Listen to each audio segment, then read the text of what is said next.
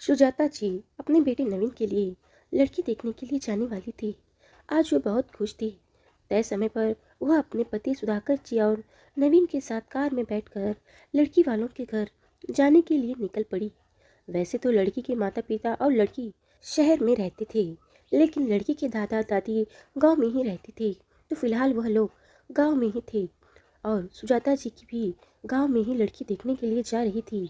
शहर से गांव की दूरी 5 घंटे की थी। 5 घंटे के बाद जब वह लोग गांव पहुंचे तो गांव की हरियाली ने उन लोगों का एक मन मोह लिया। सुजाता जी कार से उतरी। उन्होंने अपनी आंखों पर गॉगल्स लगाया और धूप से बचने के लिए बड़ी सी हैट लगाकर कच्ची सड़क पर चलने लगी। पीछे पीछे उनके ड्राइवर ने फल और मिठाइयाँ वगैरह की टोकरी पकड़ रखी। सुधाकर जी गांव के नज़ारे देखकर बड़ी खुश हो गए थे और नवीन भी खुली हवा में सांस लेकर बड़ा प्रसन्न हो रहा था। लड़की के घर पहुंचकर उन लोगों ने हाथ मुंह धो लिया। फिर सब लोग हॉल में आकर बैठ गए। बहुत खुला खुला सा मकान था।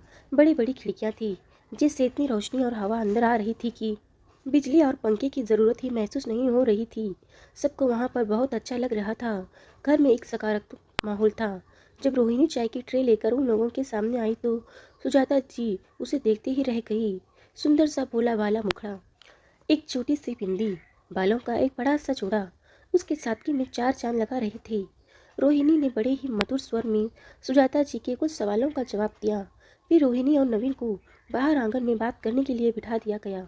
दोनों ने बातचीत की और एक दूसरे की बातों से प्रभावित होकर दोनों ने एक दूसरे को पसंद कर लिया। सुजाता जी भी सीधी सादी रोहिणी को अपनी बहू बनाने के लिए मन ही मन बना चुकी थी। बस फिर क्या था, दोनों का रिश्ता तय हो गया और जल्दी ही बहुत धूमधाम से दोनों की शादी हो गई। शादी के बाद रोहिणी ससुराल चली आई। सुजाता जी ऐसी प्यारी बहू पाकर बहुत प्रसन्न थी, क्योंकि रोहिणी शुरुआत से ही सबके साथ बहुत मीठा व्यवहार कर रही थी और घर के कामों में भी बढ़ चढ़कर सहयोग कर रही थी। शुरुआत में तो सब कुछ ठीक ठाक ही था। सुजाता जी बहुत आधुनिक कपड़े पहनती थी, छोटे छोटे बाल रखती थी और चुस्ती फुर्ती से भरी रहती थी। वही रोहिणी थोड़ी शर्मीली थी। वो सकुचाई हुई सी रहती थी, भारतीय परिधान पहनती थी और अपने लंबे लंबे बालों की चोटी बनाती तो उसे बहुत पसंद था। तो धीरे धीरे सुजाता जी को ऐसे लगने लगा जैसे बहू थोड़ी ओल्ड फैशन की है और उसे आज के ज़माने के हिसाब से थोड़ा बदलने की ज़रूरत है। ऐसे ही एक दिन सुबह सवेरे नहा धोकर रोहिणी ने लाल रंग की साड़ी पहनी, माथे पर लाल रंग की एक गोल बिंदी लगाई और अपने घुटने के नीचे तक लहराते बालों में तले लगाकर एक लंबी सी चोटी बनाई। मांग में सिंदूर भरकर जब वो रसोई पहुंचती तो उसके साथ सुजाता जी बहू का यह रूप देखकर आज थोड़ा अनमनी सी हो गई। सुजाता जी टी शर्ट और शॉर्ट्स पहनकर रसोई में चाय बना रही थी। उन्होंने बहू से कहा, सुनो बहू, आज शाम को मेरी सहेली के पोते का जन्मदिन की पार्टी में चलना है। उन्होंने तुम्हें भी बुलाया है। वैसे तो मुंह दिखाई में सभी तुम्हें देख कर गए हैं, लेकिन उस समय तो शादी विवाह की भागदौड़ थी। इस बार मैं तुम्हें अपने साथ पहली बार कहीं ले जा रही हूँ, तो तुम थोड़ा अच्छे से तैयार हो जाना। रोहिणी चहकते हुए बोली, हाँ मम्मी जी, मैं शाम को जल्दी तैयार हो जाऊंगी। सुजाता जी ने धीरे से कहा, लेकिन बहू, उससे पहले हमें पार्लर चलना पड़ेगा। उनकी बहू आश्चर्य से बोली, मैं अभी 3 दिन पहले तो पार्लर गई थी। देखिए, मैं अपने आईब्रो भी सेट करवा लिया है, तो फिर आप दोबारा पार्लर जाने की क्या ज़रूरत है। सुजाता जी मन ही मन सोचने लगी, तुम्हें देखकर तो ऐसा बिल्कुल भी नहीं लग रहा कि तुम 3 दिन पहले ही पार्लर जाकर आई हो। खैर, उन्होंने चाय बना ली थी तो कहने लगी, चलो हम बाहर बैठकर चाय पीते हैं और बातें भी करेंगे। दोनों सास बहू हॉल में बैठकर बातें करने लगी। चाय पीने के बाद जब रोहिणी चाय पी के जूठे कप लेकर रसोई में जाने लगी तो सुजाता जी भी उठ खड़ी हुई और बहू को रोकते हुए बोली, बहू, वैसे तो सब कुछ ठीक है, लेकिन जब भी तुम पीछे मुड़ती हो तो तुम्हारी लंबी सी चोटी देखकर मुझे बड़ा अजीब लगता है। अब तुम हाई फाई सोसाइटी की बहू बन चुकी हो, ऐसी लंबी चोटी लटका कर घूमती रहती हो, अच्छी नहीं लगती हो। अब शाम को हमें पार्टी में जाना है, तो तुम एक काम करो, मेरे साथ पार्लर चलो, वहाँ पर मैं एक नई स्टाइल में तुम्हारे बाल कटवा देती हूँ। रोहिणी हैरानी से बोली, अब बालों में क्या प्रॉब्लम है। सुजाता जी उसे चीखते हुए बोली, अरे प्रॉब्लम नहीं है तो फायदा ही क्या है। बस मैंने सोच लिया है बहू, तुम्हें ये गज भर की चोटी कटवाना ही पड़ेगी। मुझे तो अपने साथ कहीं लेकर भी जाते हुए शर्मिंदगी महसूस होती है। तुम तो गांव से शहर चली आई, लेकिन अभी भी बिल्कुल गांव की देहाती लड़की की तरह हो। हमारी सोसाइटी में थोड़ा उठने बैठने लायक बन जाओ। ऐसी वेशभूषा में पूरी गंवार दिखती हो तुम। मुझे देखो, मैं तुम्हारी सास होकर भी कितनी मॉडर्न हूँ। बहू की आंखों में आंसू आने लगे। फिर उसकी सास उसे चीखते हुए बोली, चलो ना हम अभी ब्यूटी पार्लर चलते हैं, वहाँ पर तुम्हारा मेकओवर भी हो जाएगा और फिर उसके बाद हम शॉपिंग पर भी चलेंगे।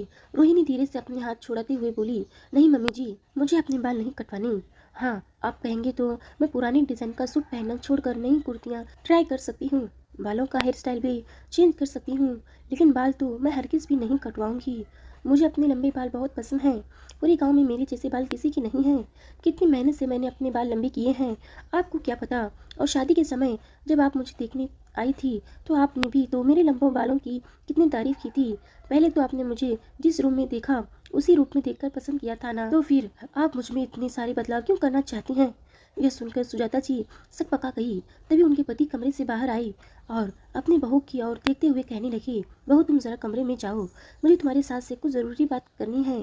रोहिणी अपने कमरे में चली गई तो सुधाकर जी ने अपनी पत्नी से कहा, आप बहू में बदलाव क्यों लाना चाहती हैं।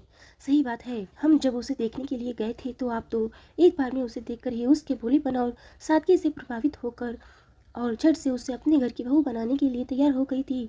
तो फिर आप अब उस सादगी और मासूमियत को बदलना क्यों चाहती हैं।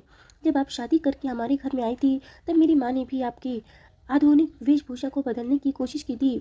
उस समय आपने कितनी आसानी से कह दिया था कि मैं हमेशा ऐसे ही रहती आई हूँ, तो फिर अब मुझे बदलने की कोशिश क्यों की जा रही है।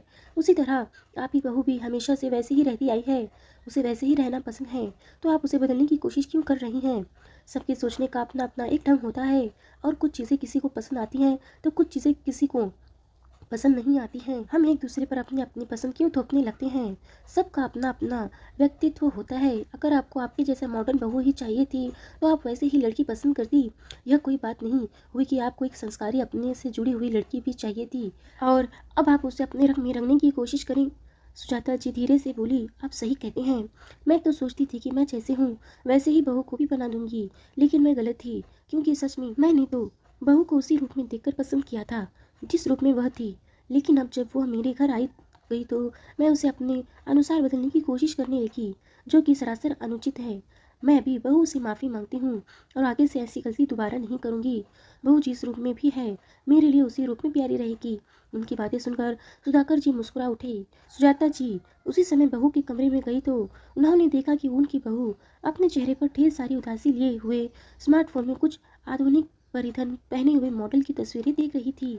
सुजाता जी ने उसके हाथ से फोन लेकर एक किनारे रखते हुए कहा, बहू मुझे माफ़ कर देना, मैं बेकार में ही तुम्हें बदलने की बात कर रही थी। सच्चाई तो यह है कि जिसे अपना व्यक्तित्व जैसा अच्छा लगे उसे वैसे ही रहना चाहिए, बस उसमें आत्मविश्वास की कमी नहीं होनी चाहिए। अगर तुम इसी रूप में कॉन्फिडेंट महसूस करती हो तो मुझे तुम्हारा ये रूप चलेगा, मुझे कोई दिक्कत नहीं है। आगे से मैं कभी भी तुम्हें बदलने की कोशिश नहीं करूँगी। सास की बातें सुनकर रोहिणी झट से सास के गले लग गई। शाम को सुजाता जी ने अपनी बहू से कहा, चलो बहू तुम भी पार्टी में चलने के लिए तैयार हो जाओ। रोहिणी अपने कमरे में चली गई।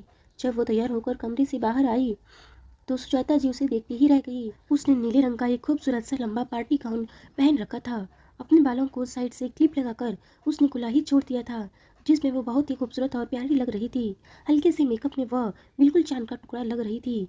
जब दोनों सास बहू पार्टी में पहुंचे तो सभी की नजरें सुजाता जी की बहू पर से अटक कर रह गई थी। सभी उसके लंबे काले और घने बालों की तारीफ कर रहे थे और उसने इतने खूबसूरत बालों का राज पूछ रहे थे। पार्टी का केंद्र बिंदु रोहिणी बन चुकी थी और सभी सुजाता जी की पसंद की बहुत तारीफ कर रहे थे।